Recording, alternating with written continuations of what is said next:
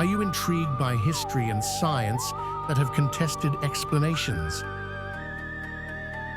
Ever thought, I'm definitely smarter than my friends, but not as smart as the experts? Then join Craig and Dave as they explore the mysteries of who the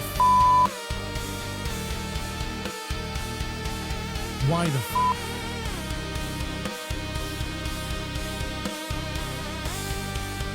and how the will they actually find the answers? Probably not, but they'll have a good time trying. Welcome to Craig and Dave's Sci-Piece.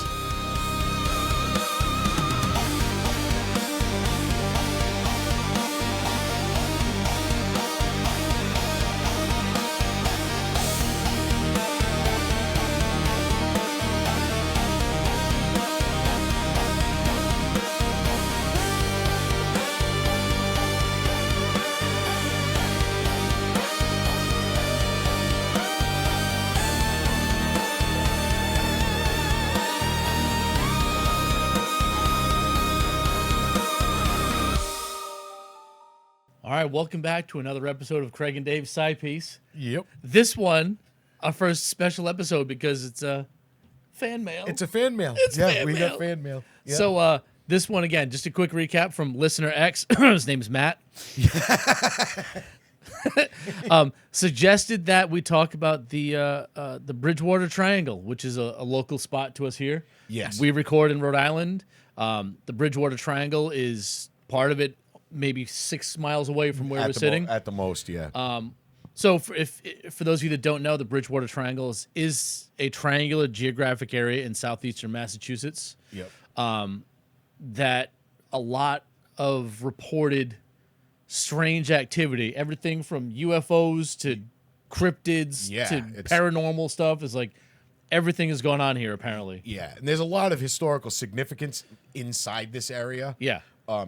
Going back to Native Americans and stuff, and yeah, it's not just, again, for context, it's not that far from Plymouth, Massachusetts, which I think is for context, exactly. a good point for people to get reference. Yeah, yeah, it's wild. I'll be honest, like I grew up in this area. We both did. yeah. I never really heard of anything formal about the Bridgewater Triangle. I think it's a new phrase given to the area. Yeah, I think someone coined. It was a reporter or a journalist or something. I think it was a woman. She coined the phrase the Bridgewater Triangle. But for years there was stuff reported within this area. Right. Like you said, I never really looked too much into it, and it's funny, and I wonder why, because I've heard of the Bridgewater Triangle and I never really looked into it, and we're so close to it, and that might just be because I'm like, that's Rhode Island, they're lying. You know, nothing cool happens over here. You know, This is bullshit. Yeah, someone made some stuff They're up. lying. Yeah. But there's some really cool significance in the fact Hockomock Swamp is where a lot of the stuff takes place. Yep.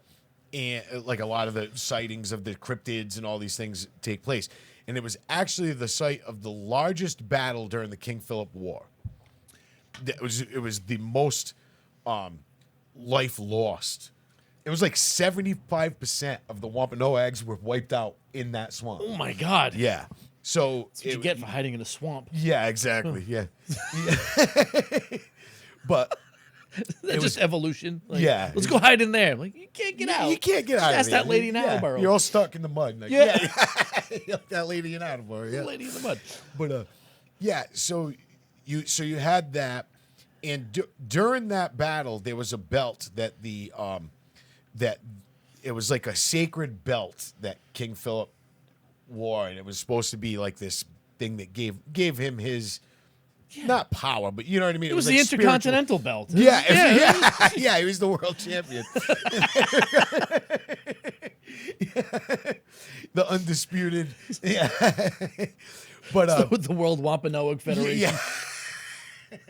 Sorry. But during that battle, the belt was lost. Like physically lost. Physically lost. And so to that, and the fact that so many people were lost, the Native American, and it is a a ritual burial ground because of all the people that were lost there. They were buried there. So Yep. that they cursed the land. The Native Americans and Wampanoags cursed the land, that swamp. So a lot of people believe that that's part of it too. Makes sense. But you have large snakes, UFOs, Bigfoot, Yeah. all kinds of Ghosts, stuff. poltergeists, all sorts of wacky shit. Like, yeah. anything that you can think of has been seen and reported there. Yeah, exactly. You know, so, I mean, for me, like anything, there's probably a bunch of people like, oh, yeah, I saw that. Yeah. I did that. I heard about this. But Yeah. also, at some point, it doesn't come from nothing. No, exactly. Somebody saw something, somebody got freaked out by something, you know? Yeah. And people think, so it's a little context. So I follow, the stuff I follow on like Facebook and on social media is all ridiculous stuff. UFOs, historical stuff, a lot of the stuff we're interested in. That's why we're here, Craig. And, yeah, That's why exactly.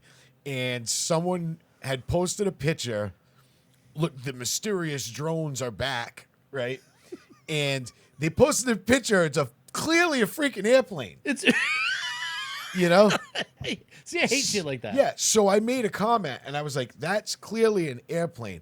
And some guy like got mad at me. He's like, you clown, just keep your head in the sand, blah, blah, blah, all this stuff. And I was like, well, it's weird that these mysterious drones have compliant FAA lighting.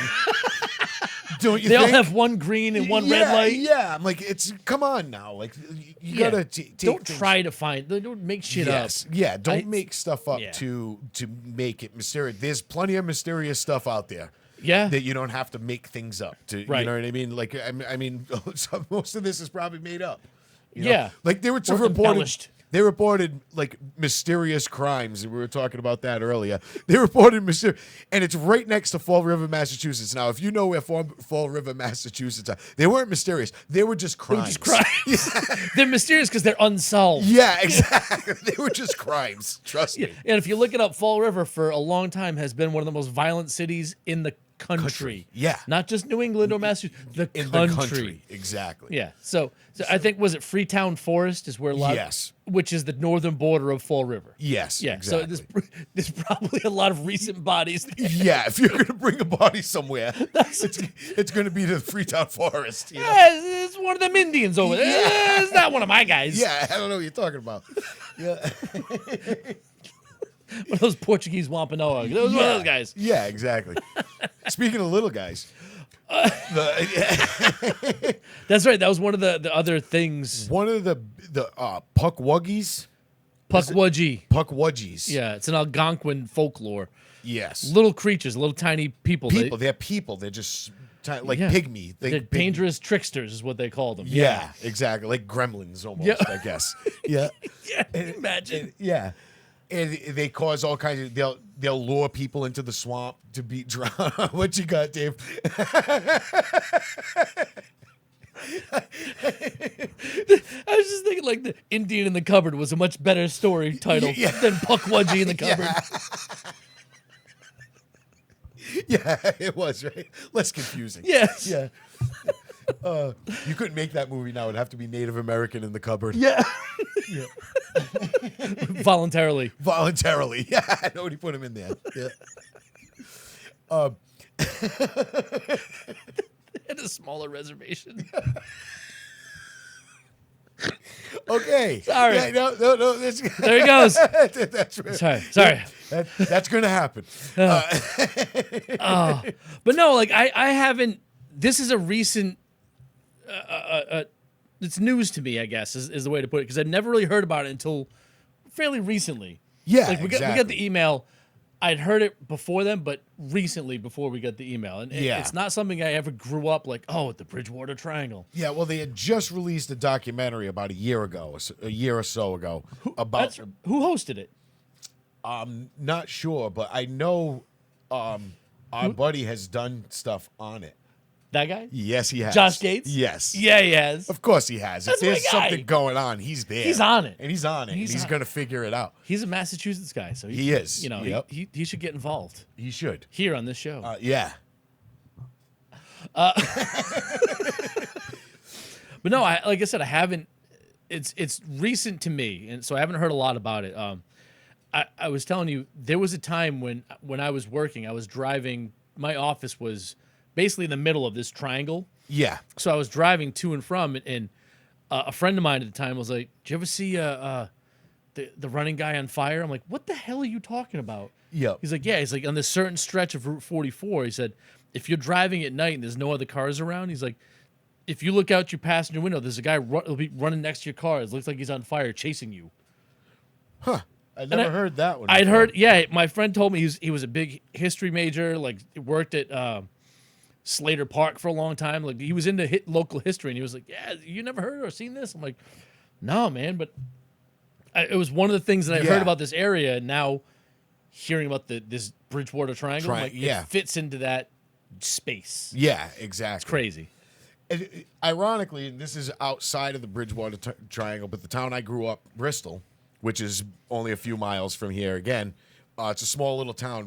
There's a road called Tower Hill Road, and everybody was like, that road is haunted. Haunted? You know? And there's a lot of weird stuff happens over there and stuff like that. And ironically, there's inside there, there's a museum there now. Yeah. But if you go down, and there's a trail, and it'll lead you to what they call King Philip's throne, which it's a rock, and it's shaped very much like a chair. Really? Yeah. No shit. And that's where a lot of the Wampanoag were camped, including King Philip. You know, and if anybody doesn't know who King Philip is, his real name was Metacomet, but he was the one who greeted the pilgrims. See, there you go. Context. And, you know, he greeted the pilgrims when they arrived in Plymouth. Yeah. Because they traveled all over here, kind of almost in a hunter-gatherer fashion. They just followed what was going on. You know, they moved around. That's what Native Americans did. Right. This was their territory. This was their territory. They were like, this is a bad analogy maybe, but like wolf packs. Like, yeah, a pack like that was just their area. This was their territory. This was their territory. Move around within it, I guess. And so you have a lot of. So it's just ironic that you have down that area, the Wampanoag having a defined settlement there. Yep. And you have this, you know, these things happening in Bristol. Yep. But then you go up to this Bridgewater Triangle where they had another settlement and burial sites and all which this is stuff. not that far. Which is not that Like, far. It's we're not. we're in southern New England, and we're talking 10 to 20 miles. Less than maybe. a day's walk. Yeah. They could walk that in half a day. Right. You know? Right. So it's not unreasonable to think. We're not talking about traversing days and hundreds of miles. Yeah. So it's all close. It's all close. Yeah. So it's you know, like the Bigfoot thing and the large snakes and stuff like that is like that stuff. It seems to me like people just trying to like pile on more stuff. And like local people be like, I want something cool too. Yeah, exactly. I'm more apt to believe in or be open to believing in some of the stuff you're talking about. Yeah. Because there's a long dated history of, that goes back. Now, like, oh, I saw a Bigfoot. Did you? Yeah. Did you? Did you see a Bigfoot? But you got a marshland full of dead Wampanoags who died in a battle. Like, all right, I'm more apt to believe that's going to be haunted. Yeah, exactly. You know, even when it comes to hauntings too, and I wonder about this, and I'd like to see if we could find that out. Like, what underneath the ground there, like the bedrock, is it quartz? Oh, I never thought of that. Right, so because you have things like they talk See, about. I don't know, like, because my house is built on bedrock. Yeah, exactly. My house is on ledge. Yeah. But it's funny because a lot of people talk about hauntings like the Stanley Hotel, the famous Stanley Hotel it's Colorado, right? Yeah, that sounds right. Yeah. Yeah. Which the movie The Shining is based on. That place supposedly is haunted. And the whole reason Stephen King wrote that book is he stayed there. Yeah. And he heard the stories and, you know, and he wrote the book. And a lot of people claim that place is haunted because it sits on a massive amount of quartz. And if, like, quartz is known to hold almost like a memory card. Yes. Yeah. You know what I mean? It can hold things, so it can maybe take the energy of a certain situation. Yeah. Store it. And it's just there. Yeah. You know? And so does that happen? Is this triangle Because the other thing about the triangle, it's not just a swamp and stuff, but there's like a schoolhouse there that something bad happened that they say is haunted. No kidding. There's a hospital there that is closed down, that was like there through the 30s and 40s that they say is haunted. You know, a lot of paranormal stuff is reported there. So is this place, is crazy. that why, you know, are there geological contributing factors to this stuff? I had never thought of that. You know, I that has always interested me when people talk about a haunting and stuff, and you think energy is a very strange thing. Yeah, that we know little to nothing about. So, and we know quartz will hold. They can store. It's like a battery. It's a natural battery. So, you have these things that get somehow something tragic happens. There's so much negative energy and so much just energy about this thing at that moment. Yeah. That it just gets there. locked It's in. stuck. Yeah. So you get this image of this, you know, and not that this, but like say a little girl is killed and it's tragic and all this stuff, and then people see that little girl. Do they see her just because her energy is just locked there, just because of the ground? That's crazy. I never thought of stuff like that. Yeah, I mean, you're so smart, Greg. Thanks. It won't happen again. No, all right, but go ahead. That can be a contributing factor. Yeah. Now you start saying like giant snakes. Okay. Yeah, all right, slow down. Yeah, I can't believe saying now I'm out. Yeah, now I'm out. Because I'm sorry, if there's a giant snake there, it's not living in a 3-mile radius and nobody's seen it. Like one guy saw it, you know, Joe DaCosta saw it, and you know what I mean? Because he just got drunk and left the VFW. You know what I mean? I'm gonna say it was a log. Yeah, you know, on the side of the road. It's a 40-foot snake. Yeah, you know.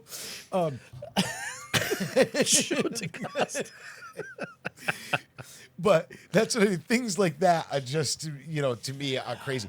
Yeah. You talk about orbs of light, like the UFOs. They say a lot of the times the UFOs are more depicted as balls of light. Yeah. Which again, do you get that from ball lightning? We know about ball lightning. Yeah. Does a quartz bedrock, something high in quartz or something like that, does that contribute to maybe more frequent ball lightning cases? The swamp and the marshlands, like if you look at like the history in Scotland, they talk about wisps. They would see wisps, yes, like little purple blue lights, like that's actually willow natural. Wisps. Yeah, it's a natural phenomenon. Yeah, in those bogs, it's gases coming out and like hitting the oxygen, and like there it is. It's and a light. ionizing like a fluorescent bulb. And that's what happens, right? Yeah. So if you're talking about a swamp that's just has all this decay and going on, it could be shit like that. Who knows? Yeah, exactly. Who knows? Like, so there's some things that I'm more apt to believe than others. Like people like, oh, I saw this. Did you? Yeah, did you? Or do you just want your own though? thing? Yeah, exactly. But stuff that has that history that you were talking about, yep. I'm more inclined to go down that road. There's also a lot of like occult stuff that's going on here. A lot. And I think Massachusetts historically has had that. We talk about like the Salem witch trials and shit. Yeah. That was a highlight, but I think for some people. Yeah. All the men. Yeah. It's a highlight for all the men. But no, what I mean is like it was founded hundreds of years ago because the people that came were religiously persecuted, and then that just kind of continued and followed them. So yeah, exactly. I think there's been a lot of that occult stuff that's gone on in New England specifically because of how New England was founded and started. Yeah, exactly. So there's been a lot of that in this area as well that goes along. So that's going to feed into it too. But yeah, that stuff, that's people doing wacky, weird shit. Yeah, exactly. I'm like, all right, I believe that because they want like, oh, this is a spooky area. This is where we're going to do our stuff. This is where we're going to do our stuff. Okay. They found in I think it was 1998 or somewhere around there was a series of like cattle mutilations. Yeah. But they weren't it wasn't like UFO, like you think the UFO cattle mutilations where there's no blood and the eyes are missing and stuff. Right. They were just mangled in a ritualistic fashion. Yeah. You know? Yep. And mutilated. There was no it was just very ritualistic. There was 2 definitive cases that they were like, people did this for a ritual reason. Yeah. You know, and other stuff like that. And it's been known for a long time that stuff was going on here for a long time. You know? Yeah. So that's what I think. Like, so you've got stuff like that. You've got the history with the Native Americans, all those things. Who knows if Massachusetts is built on quartz? I don't know.